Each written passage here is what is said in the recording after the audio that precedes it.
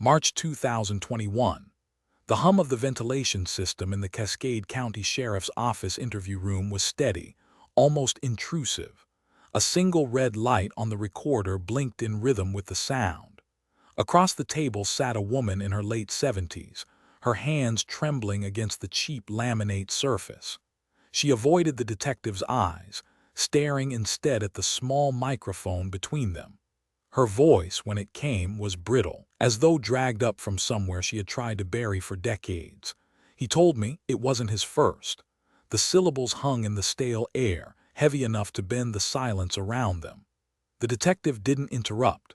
He let the sentence breathe, as if cutting in might snap whatever fragile thread had finally been pulled loose after 65 years.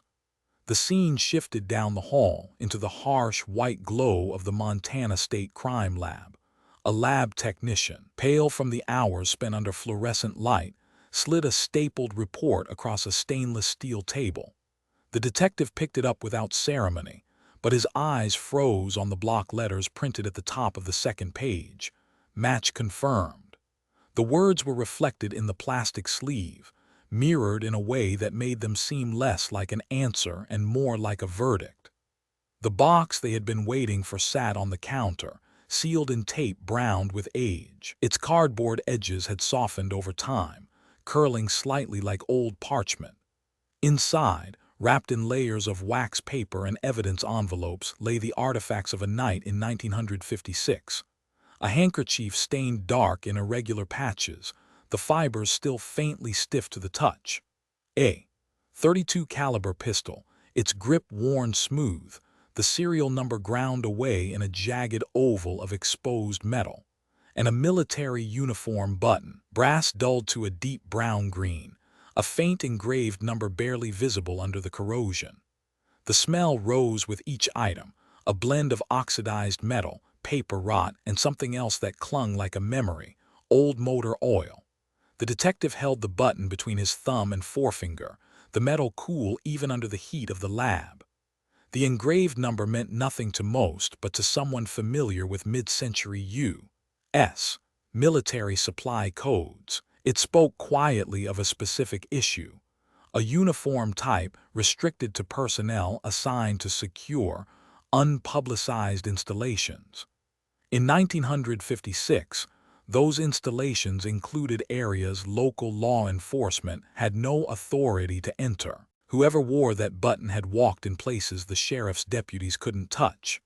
Down the hall, the interview room camera recorded the older woman leaning forward now, her eyes wet but sharp.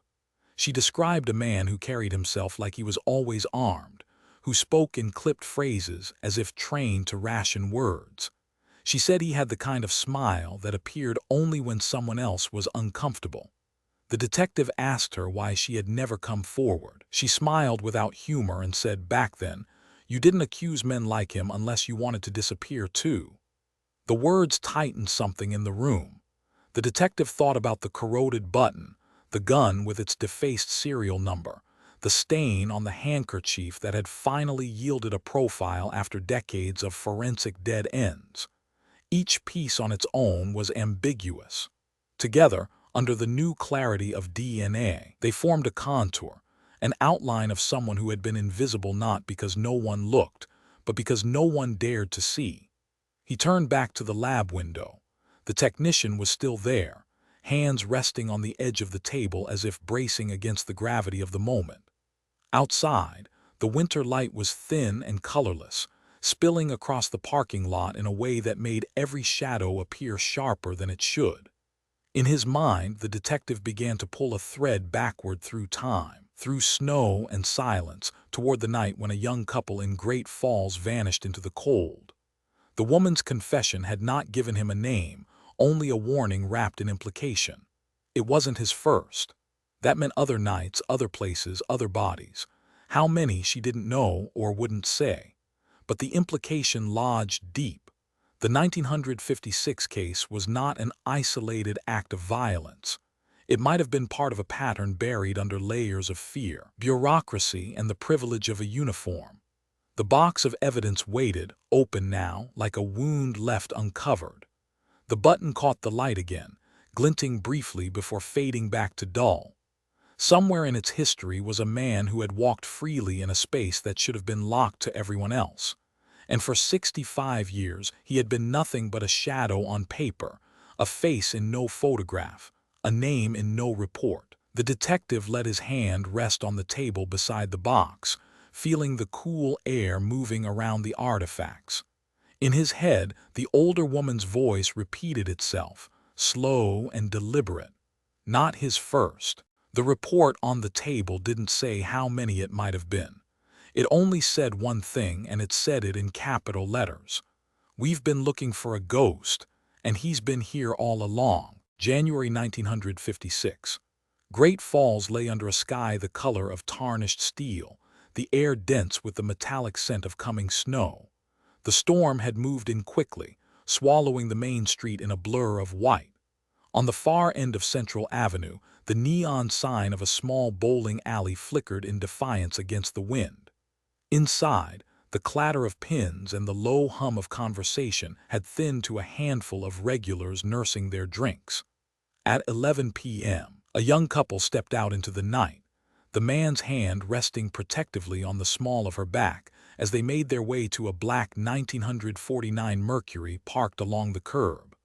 The snow crunched underfoot, muffled almost instantly as the wind swept fresh powder over their tracks. The car door hinges groaned against the cold, the smell of worn leather and faint cigarette smoke spilling into the air as they settled inside. The heater coughed weakly, doing little to fight the cold that seeped through the metal frame. They pulled away from the alley's glow, heading east toward the Sun River Bridge. The wind funneled through the valley, rattling the loose panels of roadside billboards, each gust carrying the faint, sharp tang of gasoline from the refineries to the west. As they crossed the bridge, the sound of tires over the frozen planks echoed in the stillness, a hollow reminder of how far they were from anyone who could hear them. Near the far end of the bridge, the Mercury slowed. They pulled onto a narrow turnout, tires crunching over the frozen dirt. From the road, the river was a shadowy ribbon beneath a jagged rim of ice. He leaned across the seat, saying something. She answered with a quiet laugh, the kind of sound that doesn't rise above the hum of the idling engine. The headlights glared into the wall of snow ahead, catching the brief outline of another set of tire tracks already pressed into the shoulder. Neither of them seemed to notice. By morning, the storm had passed. The sky was washed pale, and the air held that rare, brittle silence that comes only after heavy snow. At 8 a.m., a fisherman making his way along a frozen irrigation ditch noticed something dark against the white just beyond the fence line. At first, he thought it was a deer brought down by the cold. Then he saw the shape of the boots, the legs twisted unnaturally, and the hands bound behind the back with coarse military-issue rope. The man lay face down, snow crusting the back of his jacket. A single bullet wound marked the base of his skull. The sheriff's deputies who arrived found the snow around the body churned with prints, but the night's wind had begun to fill them in. The rope was cut cleanly at one end, frayed at the other, as though torn in haste. There was no sign of the young woman he'd been seen with hours earlier. 2 miles away, on a dirt track skirting the river, the black Mercury sat at an angle against a drift. The driver's side door hung open, its hinges stiff with ice. The passenger seat was empty. On the floor, a woman's handbag lay torn along the seam, contents scattered, a wallet with a few crumpled bills, a lipstick tube snapped in half, a set of house keys on a plain ring.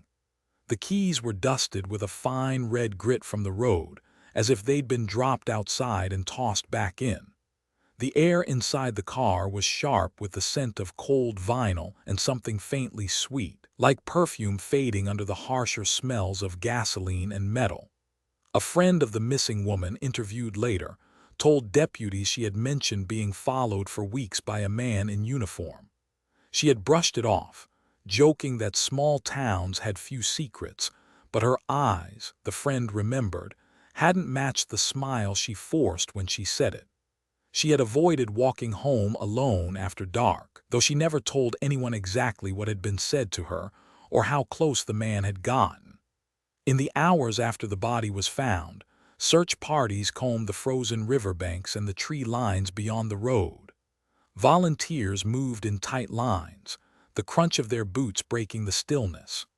Dogs strained against their leads, noses low to the snow, catching scents that pulled them off course before fading into the cold air. The only clear sign they found was on the eastern edge of the turnout where the mercury had stopped, a set of deep, narrow tire impressions, sharper and more defined than the others.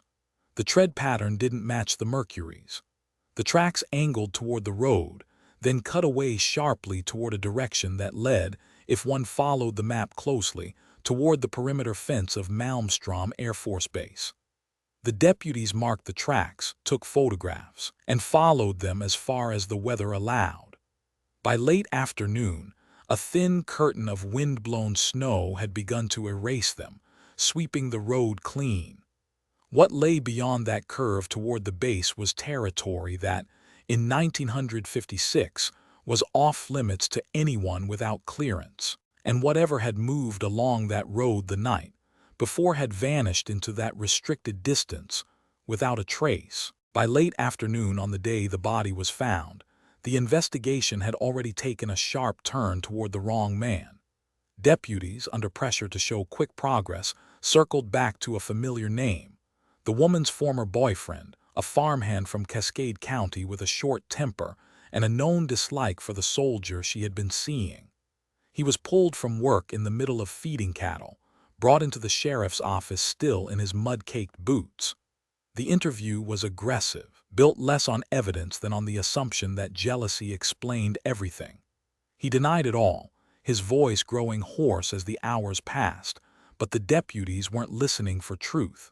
They were listening for a confession that never came. The physical evidence from the scene told a different story, but it was easier to force it to fit the narrative already forming in the squad room. The coarse rope binding the victim's wrists was military issue, the kind not found in hardware stores. That detail was noted but not pursued. The tire impressions that led toward Malmstrom's perimeter were logged but quickly labeled inconclusive due to snow drift. And the one piece of evidence that could have connected directly to the shooter, a .32 caliber pistol found less than half a mile away, was dismissed outright. The serial number had been filed away, and without it, they declared it impossible to trace. In 1956, the science that would one day match bullets to barrels with absolute certainty was still decades from being widely used in rural Montana. The fisherman who had discovered the body had also mentioned something unusual. Just after dawn, before he'd stumbled on the victim, he had seen a military transport truck idling near the turnout where the mercury had been found. Its exhaust had curled into the cold air, and its headlights were dimmed, as though the driver didn't want to be noticed. He'd assumed it was routine, maybe a supply run between units, and thought little of it, until he heard about the killing later that morning. When he went to give his statement, a deputy scribbled notes on a yellow pad. That report would never make it into the official file. In the years that followed, investigators would comb the original evidence box and find only a passing mention of the truck, buried in a stack of unprocessed witness statements. The official log ended without follow-up, as if the vehicle had been a detail too minor to matter. But in small towns, omissions are rarely accidental. The base's commanding officers had significant influence, and the county deputies knew the limits of their reach. It would be decades before anyone outside the original team saw the photograph taken by a rookie deputy that morning. It showed the body lying in the snow, the rope cutting into the skin of the wrists, and just at the edge of the frame, a print in the snow that did not match the victim's boots. It was a broad, deep impression, the tread pattern crisp from having been made after the snowfall had stopped. Military supply records from the era would later confirm that this boot style in that size had been issued only to a specialized unit within the Air Force Security Service. That unit, according to publicly available records, had no reason to be in Great Falls that winter. The implications of that print went unspoken at the time, but not unseen. The rookie deputy who took the photo would tell his son years later that something about the case had been untouchable. There were names you didn't write down, places you didn't ask about, and lines you didn't cross if you wanted to keep your badge. For the families of the victims, the silence was a wound that never closed.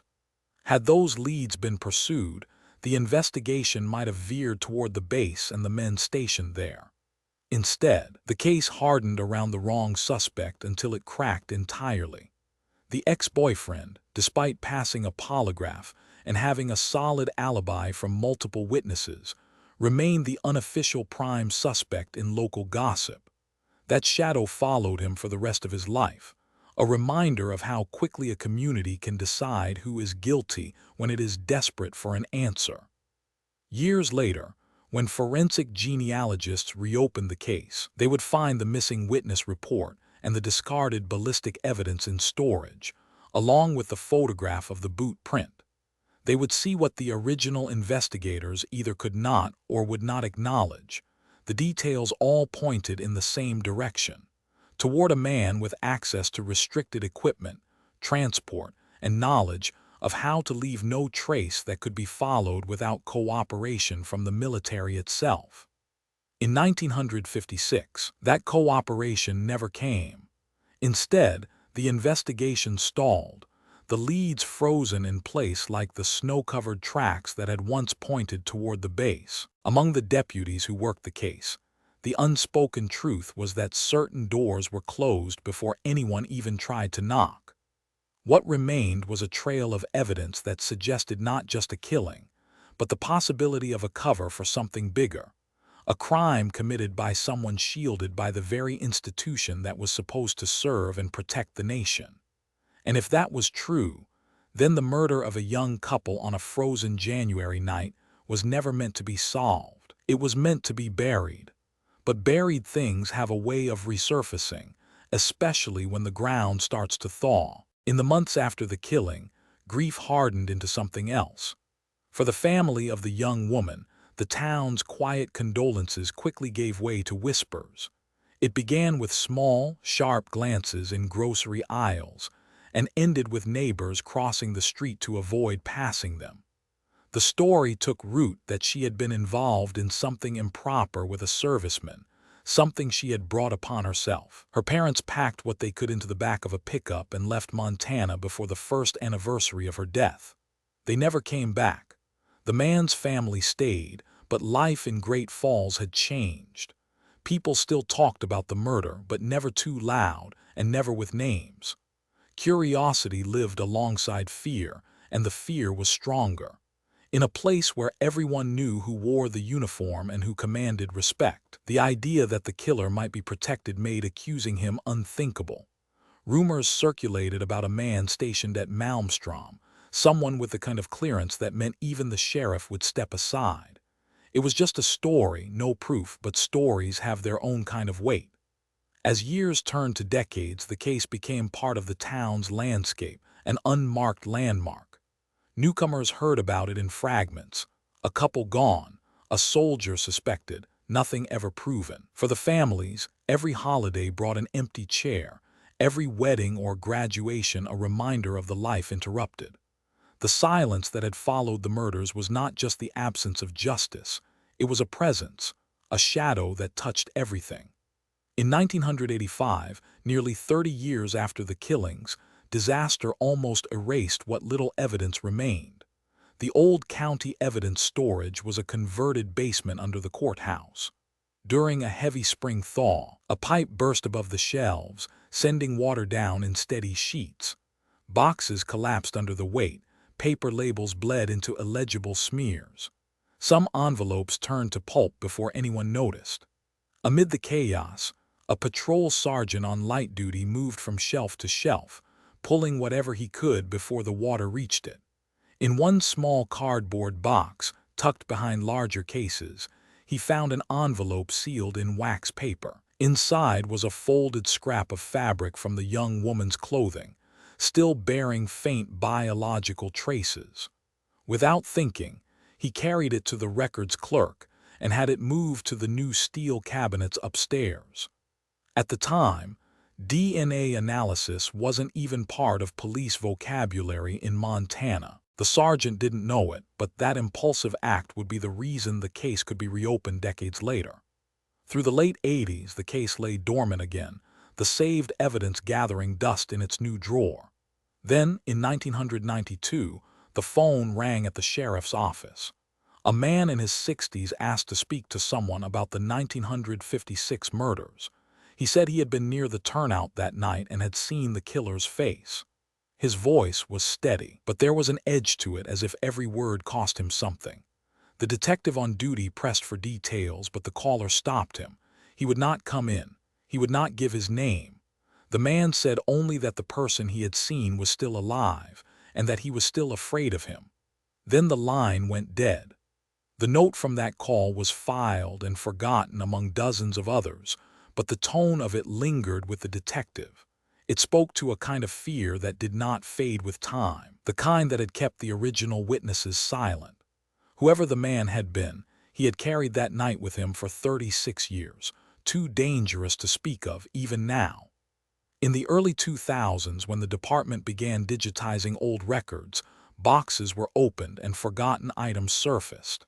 In one battered reel case, wedged between unrelated property logs, an archivist found a tape labeled only with the case number and the date, February 2, 1956. It had no accompanying transcript, no notation in the file that it even existed. The adhesive on the label had dried, curling at the edges. When a newer detective loaded the tape into a player in 2019, the static gave way to the sound of chairs scraping on a floor, and then a voice, calm, clipped, with the precision of someone accustomed to giving orders. It was a voice that, to the trained ear, carried rank. The interview itself would raise questions that no one in 1956 had been willing to ask. But the most troubling part was not what was said. It was what seemed to be missing, as if sections had been deliberately erased before the tape was stored away. The discovery of that recording would pull the case out of its decades-long freeze, and it would show in the clearest terms yet that some of the answers had been within reach all along, buried not by time, but by intent. In the spring of 2019, a newly promoted investigator in Cascade County was assigned a list of cold cases for review. Most of them were little more than faded photographs and incomplete reports, crimes that had lost their urgency to the passage of time. But the 1956 double homicide had something the others did not: preserved biological evidence. The folded scrap of fabric from the young woman's clothing, saved by chance during the 1985 water leak, still rested in its sealed wax paper. The label was smudged, but the contents were intact. To the investigator, who had followed the emerging field of forensic genealogy for years, it was an opportunity that had never existed before. He signed the sample out and drove it himself to the state crime lab, the envelope sealed inside a hard plastic case. In the sterile brightness of the lab, the fabric was handled with tweezers and placed under the hood. The air smelled faintly of ethanol and disinfectant, the sound of filtered ventilation loud in the otherwise quiet room. Swabs were taken from the faint stains, then moved to the sequencer. In 1956, even the most advanced investigators could have done nothing with it. In 2019, the machine hummed steadily, decoding billions of base pairs into a digital profile. Within weeks, the results were uploaded into a secure database and then cross-referenced against GEDmatch, a public platform where amateur genealogists uploaded their DNA in hopes of finding relatives. The search returned hits, but not direct matches, second and third cousins, scattered across 3 different states. The investigator began to map the connections on a corkboard in his office, each name pinned and linked by colored string. The web grew slowly, crossing from Montana to Idaho, then into Oregon. As the branches of the family tree took shape, one particular line caught his attention. It led to a surname connected, in archival military rosters, to a man stationed at Malmstrom Air Force Base in early 1956. This was not unusual on its own. Many in the area had served there. But further research into the man's service record revealed something different. For a period of 6 months that year, his unit designation was redacted in the publicly available files. An inquiry to the Department of Defense returned only a vague confirmation. The man had been temporarily assigned to a classified security detail in Alaska. No explanation, no specifics. It was enough to stir the investigator's instincts. He began searching declassified reports from the era, piecing together the movements of units that officially did not exist. He found hints of a detachment trained for surveillance and containment operations, operating in both domestic and overseas locations. Members of such units often had training in evasion, interrogation, and the disposal of sensitive materials. The idea that one of them could move through rural Montana unnoticed was no longer far-fetched. It was probable. The man whose name now sat at the center of the board had died in 2007. His obituary was short, listing a few surviving relatives and his service medals. There was no mention of Malmstrom, only of overseas deployments. But the investigators' search into his past uncovered something else. A police file from 1963 in a small town in Oregon, where a young woman had vanished on her walk home from work. The case had gone unsolved, and the suspect description in the original report was vague: tall, broad-shouldered, wearing what was described as a military-style jacket. No charges were ever brought, but the man had been in that town on temporary assignment at the time. The coincidence was too sharp to ignore. It suggested that the 1956 murders might not have been an isolated act of violence, but part of a larger, hidden pattern. And if that was true, then the victims in Great Falls were only the ones known by name. Others might never have been connected, their files sealed away in other towns, under other case numbers. In the lab, the DNA profile from the 1956 fabric was compared to the family tree. With each test, the probability narrowed, the connections strengthening until the software rendered its conclusion. The genetic link between the crime scene evidence and the suspect's son was 98%. Legally, it was as close to certainty as science could offer. The suspect was dead, beyond the reach of indictment or trial, but the identity of the man who had walked free for decades was no longer a mystery. The investigator printed the report and pinned it beneath the man's photograph on the corkboard. It was a black and white military headshot, the face square to the camera, the eyes flat and unreadable. There was nothing in the image to suggest violence, but that was the point. Men trained for certain kinds of work did not advertise what they were capable of. They simply carried it, waiting for the moment it was needed. That photograph stayed on the wall long after the lab closed for the night, the office lit only by the glow from a desk lamp. The investigator sat back, tracing the lines from Montana to Alaska to Oregon, seeing not just a map of movements, but a shadow's path. And somewhere in that darkness lay the unanswered question that would not let him go. If the man in the photograph had done this once, and perhaps again in 1963, how many other nights in how many other towns had ended the same way? The answer, if it existed, was not in any database. It was in the spaces between, in the names never entered and the reports never filed. And that meant the truth might be larger and darker than anyone in Great Falls had ever imagined. The match was no longer theoretical. The statistical probability, 98%, meant the biological material recovered from the young woman's clothing could only belong to the suspect or his direct male descendant. The suspect himself had been dead for more than a decade, but his son's voluntary sample had drawn the genetic line straight back to him. For the first time in 65 years, the name of the man responsible for the murders in Great Falls could be spoken aloud in the investigation room without hesitation. Pulling his declassified service file was more complicated. Portions of it arrived blacked out, entire paragraphs replaced with blocks of ink, but what remained was enough to sketch a shadowed history. In the late 1950s, while stationed overseas in Tokyo, the suspect had been reprimanded for assaulting a local woman outside an enlisted club. The report described the incident in clinical language, noting bruising, torn clothing, and an eyewitness account placing him at the scene. The recommendation from the investigating officer was dismissal from service. Instead, orders were cut, and he was quietly transferred to another posting. The language of the transfer was bland. Reassignment for operational efficiency. The pattern was unmistakable. Problems were not punished, they were relocated.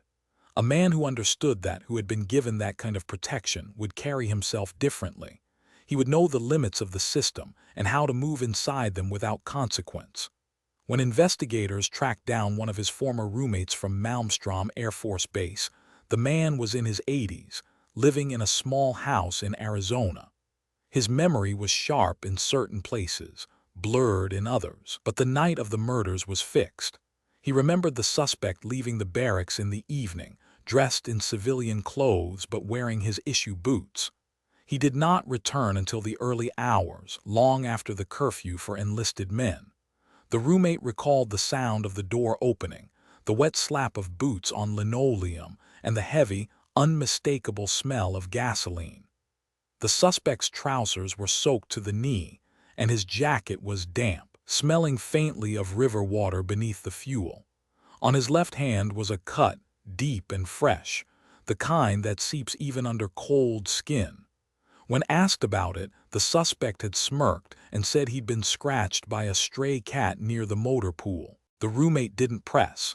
There was something in the man's eyes that warned him away from further questions. Decades later, recounting the moment, he admitted he had never believed the story. Hearing it now, the modern investigators understood the details differently. The wet clothing could have come from moving through snow or shallow water near the crime scene. The gasoline smell matched witness accounts of a faint fuel odor near the Mercury the next morning. The cut was more difficult to place, but if the young woman had fought back, as the bruising suggested, it could have been her final act of resistance.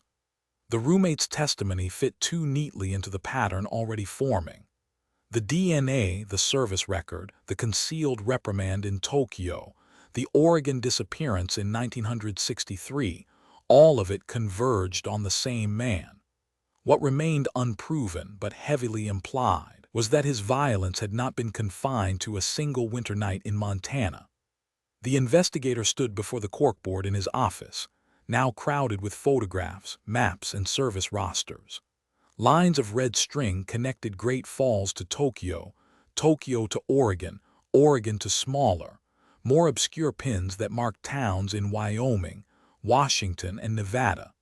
Each represented an unsolved case from the years and locations where the suspect's service records placed him. None had been formally tied to him, but the geography was compelling, and the timing was precise. The weight of it was not in the proof. They had that for the Great Falls murders, but in the possibility. How many other families had been left with empty chairs, never knowing whose hands had taken their sons or daughters? And how many of those cases had been left cold not because the killer was careful, but because someone had decided they were not worth the political cost of solving? In the dim light of the office, the suspect's military portrait seemed to take on a different expression. The even gaze, the squared shoulders, the clean uniform, they were a mask, one that had worked for decades. Stripped away, the man beneath was not a decorated serviceman, but a predator who had worn the trust of a nation as cover. The question now was not whether he had done it. The question was where else his shadow had fallen, and how many places would never be able to prove it. Piece by piece, the events of that January night could be rebuilt. The couple leaves the bowling alley at 11 p.m., stepping into a wind that smells of snow and refinery fumes.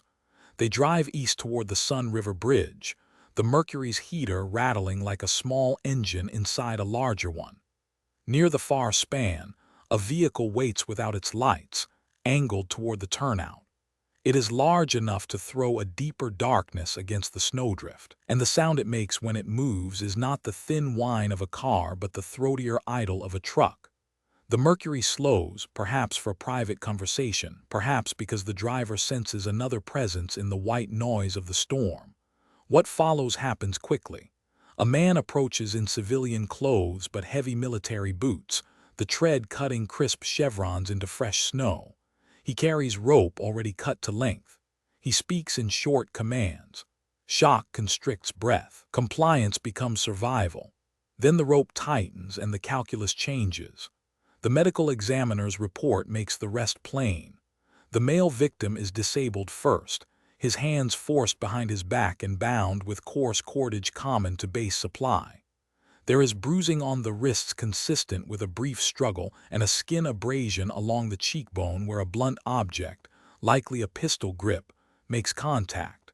The fatal shot enters at the base of the skull, a cold execution fired at close range. The choice of a .32 caliber weapon is not an accident.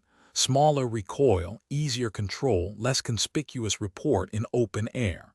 The female victim is separated from the car, clothing torn at seams that later yield biological material.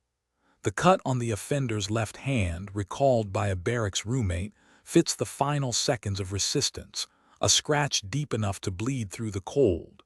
In the dark, control is asserted not only by force but by pace, by a voice trained to ration both time and oxygen. The night accepts the weight of it and keeps moving. Behavioral analysis completes the contour. This is not a compulsive offender driven by ritual. This is a predatory opportunist who scans for conditions he can tip in his favor. He does not stalk for months with elaborate staging. He drifts through windows of possibility, and when one opens, he steps through wearing boots that do not slip.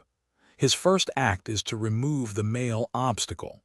His second is to dominate the most vulnerable target. His third is to control the scene's narrative by dispersing evidence across distance and jurisdiction. He does not need to carry the victims far. He needs to pull the investigation away from himself. In 1956, a perimeter fence and a culture of deference are evidence enough. The suspect's record abroad echoes the same logic. In Tokyo, a woman reports an assault outside an enlisted club. The language in the report is careful, antiseptic, designed to survive inspection. Bruising catalogued, clothing torn, eyewitness noted, recommendation for dismissal entered. Then a transfer order erases the consequences as if geography could bleach the intent from a man's hands. A system that relocates harm does more than fail to punish it. It instructs the offender that the map is a shield, and he is permitted to stand beneath it. Men who learn that lesson do not forget it when they fly home. Back in Great Falls, the tire impressions at the turnout diverge from the Mercury's pattern and angle toward the road that feeds the base. The fisherman's memory of a dimmed truck at first light holds.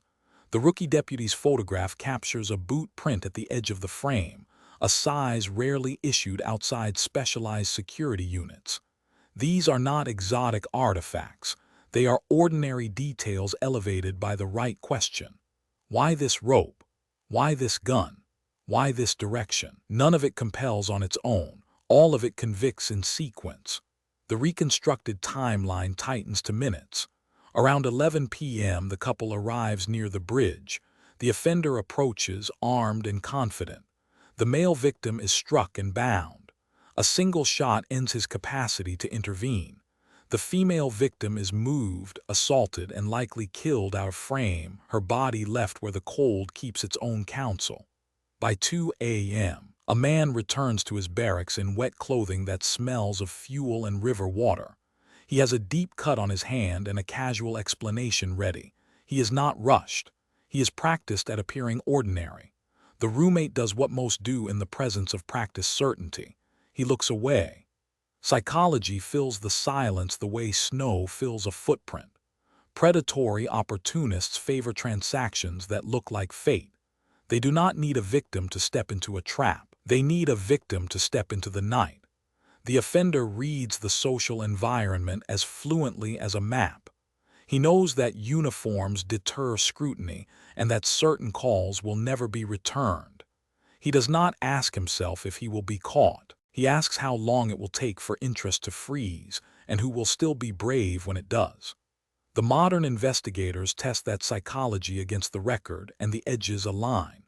In 1963, a woman vanishes in Oregon along a route the suspect travels on temporary assignment.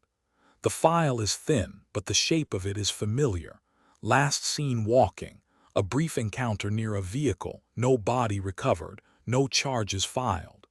In Wyoming and Washington, smaller cases share a pattern of sudden contact and efficient withdrawal, crimes that live in the gap between what was seen and what was said. If the suspect's violence is not a solitary event but a method, then the list of victims cannot be limited to the names in Great Falls. The confession that the case never received arrives by another path.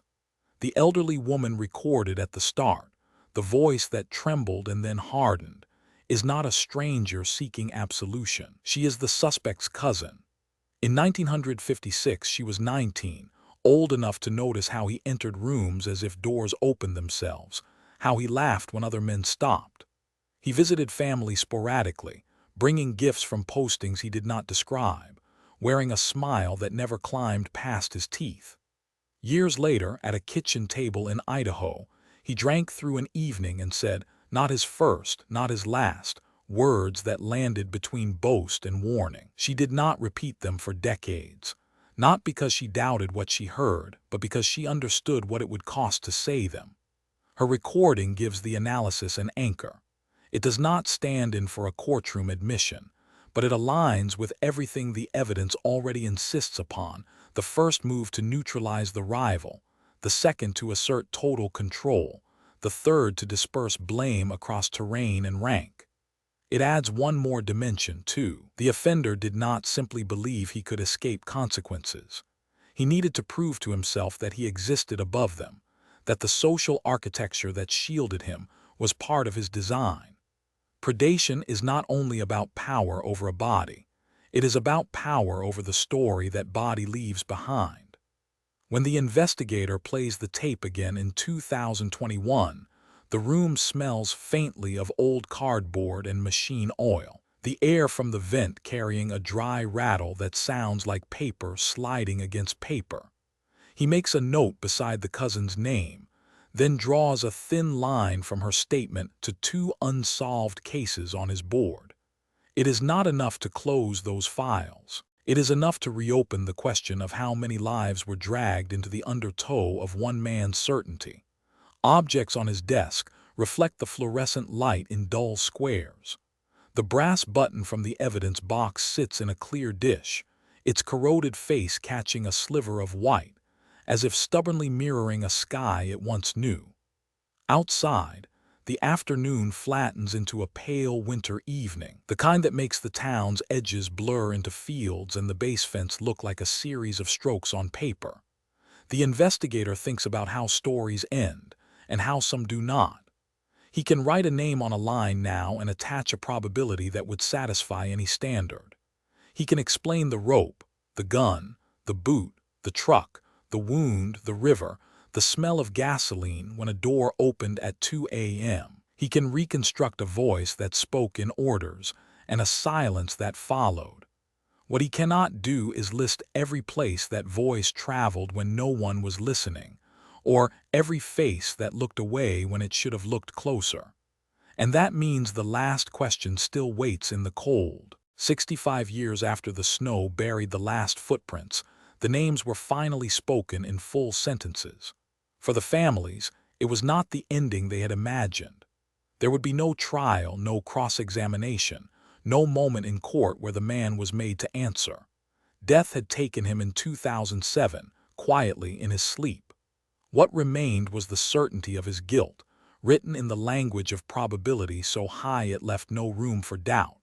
In the sheriff's conference room, the surviving relatives sat with photographs of the young couple spread on the table, their edges worn from decades of being handled. The air smelled faintly of coffee and the paper of fresh reports. Outside, winter pressed its cold fingers against the windows, as if reminding them how long this story had been frozen. The announcement stirred more than grief. In the weeks after the match was confirmed, Montana lawmakers moved to create a dedicated fund for forensic genealogy. The state's crime lab, once operating on a narrow budget, received its first earmarked grant for cold casework. Cases that had sat unopened for half a century were pulled down from high shelves, their evidence re-examined under new light. The ripple reached beyond the state line. In Idaho, Oregon, and Wyoming, investigators began asking about a man with a certain service record, a certain presence, and a shadow that crossed too many borders to ignore. For Great Falls, the closure was uneasy. The town that had once whispered theories now spoke them openly, but the conversation was tinged with the knowledge that many had known enough to suspect, and still nothing was done. It was not only the killer who had been shielded by the uniform, it was the story itself, wrapped in a deference that had silenced witnesses and dulled questions. That truth settled over the community like the winter fog that blurs the streets until even familiar corners seem unfamiliar. In the State Crime Museum, a new exhibit took shape. It was small, just a single glass case, but everything inside was chosen with precision. At its center sat the corroded brass button from the suspect's uniform, resting on a black felt mount. The engraved number was still faint under the patina, almost disappearing unless the light struck it just right. Beside it, in a narrow frame, a copy of the original evidence tag, its handwriting uneven from cold fingers. The label beneath reads simply, Great Falls, 1956. Visitors would pause before it, seeing only a button at first, until the audio guide played the final excerpt from the case file. The voice of the modern investigator, steady and low, repeated the words that had opened the file's last chapter. We've been looking for a ghost, and he's been here all along. The reflection of the button shimmered against the glass, a duplicate image hovering just above the real thing, as if even now it refused to stand still. In that quiet, the air held the faint scent of old paper and polished metal, and the story settled into its final display, not as an ending, but as a warning. Some ghosts leave footprints you can follow. Others leave only the weight of what was never said.